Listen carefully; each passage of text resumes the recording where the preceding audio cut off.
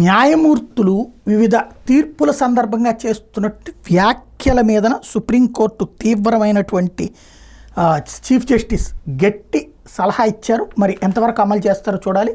కర్ణాటక హైకోర్టులో కేసు విచారణ సందర్భంగా వివాదాస్పద వ్యాఖ్యలు చేసిన న్యాయమూర్తి వేదవ్యాసాచార్ శ్రీశానంద మీదన సిజేఐ జస్టిస్ డివై చంద్రచూడ్ నేతృత్వంలో సుప్రీంకోర్టు ధర్మాసనం శుక్రవారం ఆగ్రహం వ్యక్తం చేసింది. నివేదిక ఇవ్వాలని చెప్పి కర్ణాటక హైకోర్టు ప్రధాన న్యాయమూర్తిని ఆదేశించింది. న్యాయమూర్తులు నిబంధనలకు అనుగుణంగా పనిచేయాలి, హద్దు మీరడం తగదు, న్యాయ వ్యవస్థ గౌరవాన్ని కాపాడాల్సిన బాధ్యత ఆడ మీద ఉందని హితవు పలికింది. దీన్ని సుమోటోగా విచారణకు స్వీకరించింది. 25ని విచారణ చేపడతామని. విషయం ఏంటంటే, బెంగళూరులో ఇంటేజ్మాని కిరాయిదారికి వివాదం మీద కర్ణాటక హైకోర్టు ఇటీవల విచారణ జరిపింది. బెంగళూరులోని ముస్లిం ప్రాబల్య ప్రాంతాన్ని జస్టిస్ శ్రీశానంద పాకిస్తాన్తో పోల్చారు.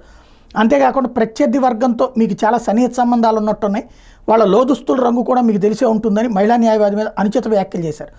ఇది సోషల్ మీడియాలో వైరల్గా మారింది. ఈ వ్యవహారం సుప్రీంకోర్టు దృష్టికి వెళ్ళింది.